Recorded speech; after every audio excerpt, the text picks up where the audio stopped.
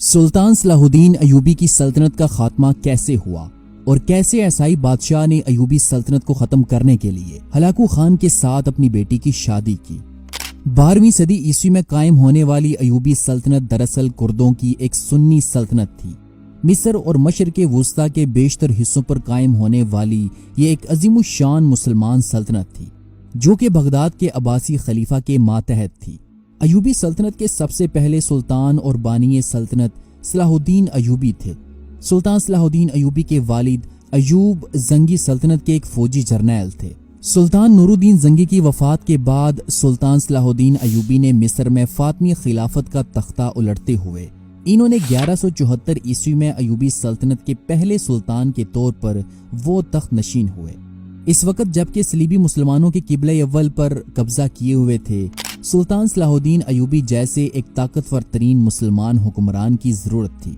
सुल्तान बनने के बाद सुल्तान सलाहुद्दीन अयूबी ने सबसे पहला जो ऐलान किया वो ये था कि हम जल्द यरूशलेम को ईसाइयों से आज़ाद करवाएंगे, जिसके लिए सुल्तान सलाहुद्दीन अयूबी ने 1187 ईस्वी में हित्तीन की जंग में ईसाइयों को इबरतनाक शिकस्त देते हुए मुसलमानों के किबला अव्वल बैतुल मक़दस को ईसाइयों से आज़ाद करवा लिया था।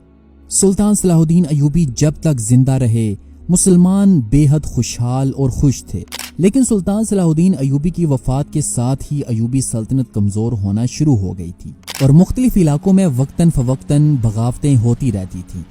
लेकिन अयूबी सल्तनत के जवाल का सबसे बड़ा सबब 7वीं सलीबी जंग बनी, जब यूरोप से ईसाई अयूबी सल्तनत को खत्म करने के लिए यहाँ पहुंचे। इन्होंने अयूबी सल्तनत के खात्मे के लिए मंगोल सल्तनत से मदद भी हासिल की और इस गरज से इन्होंने चंगेज खान के पोते हलाकू खान के साथ अपनी शहजादी की शादी भी की। जल्द ईसाइयों का सलीबी बहरी बेड़ा सिकंदरिया में उतरा और मंसूरा के मुकाम पर अयूबी सुल्तान अल स्वाले ने ईसाइयों के खिलाफ अपनी फौजों को जमा किया, जहां ईसाइयों के साथ गुमसान की जंग हुई, जिसमें सलीबियों को इबरतनाक शिकस्त हुई और इनका बादशाह जिंदा गिरफ्तार हो गया। लेकिन इस जंग में फतह के बाद अयूबी सुल्तान अल स्वाले का इंतकाल हो गया, जिसके बाद इनका कम उम्र बेटा तौरान शाह तख्त नशीन हुआ। नए अयूबी सुल्तान ने तख्त नशीन होते साथ ही एक बहुत बड़ी गलती की। वो गलती ये थी कि इसने इन तमाम ममलूक जर्नैलों को जिनकी वजह से इनके वालिद ने जंगें जीती थीं, इसने इन्हें इनके ओहदों से हटा दिया। यूं इसके इस अमल की वजह से इसके खिलाफ ममलूकों की बहुत बड़ी बगावत हुई, जिसमें तौरान शाह ममलूकों के हाथों मारा गया। इसके बाद ममलूकों ने काहिरा में ममलूक सल्तनत की बुनियाद रखी और इज़्ज़ुद्दीन ऐबक ममलूक सल्तनत का पहला सुल्तान बना और नए अयूबी सुल्तान अल नसीर यूसुफ के पास सिर्फ हलब, मोसल और दमिश्क का इलाका बचा था। 1250 ईस्वी के आखिर में अयूबी सुल्तान अल नसीर यूसुफ ने ममलूकों के खिलाफ जंग लड़ी, जिसमें अयूबी सुल्तान यूसुफ को बुरी तरह शिकस्त हुई और वो शिकस्त खाकर वापस शाम चला गया।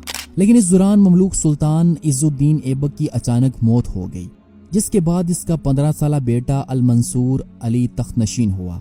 तख्त नशीन होने के बाद नए ममलूक सुल्तान ने अपने कमांडर रुकनुद्दीन बीबरस को हुक्म दिया कि वो अयूबी सल्तनत के बकिया हिस्सों पर हमला करते हुए इसे ममलूक सल्तनत में शामिल कर लें। लेकिन बीबरस ने यह हमला करने से साफ साफ इनकार कर दिया, क्योंकि इस दौरान मंगोलों का खतरा सर पर मंडला रहा था। मंगोल ख्वारिज़मी सल्तनत को तबाह करते हुए इन्होंने तबरेज तक के इलाकों को फतह कर लिया था। 1258 ईस्वी में मंगोल फौज हलाकू खान की कमान में बगदाद पर हमला आवर हुई और इसने अब्बासी खलीफा समेत बगदाद में मौजूद तमाम मुसलमानों को कत्ल कर दिया। इसके साथ साथ इसने बगदाद शहर को भी तबाह बर्बाद कर दिया।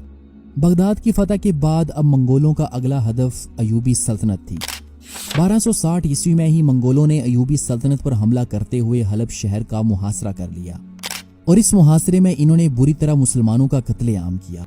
इस दौरान मंगोलों ने अयूबी सल्तनत के बहुत से आला ओहदेदारों को अपने साथ मिलाते हुए इन्होंने पूरी अयूबी सल्तनत को ख़त्म करते हुए इसे मंगोल सल्तनत में शामिल कर लिया और यूं अजीम अयूबी सल्तनत का खात्मा हो गया।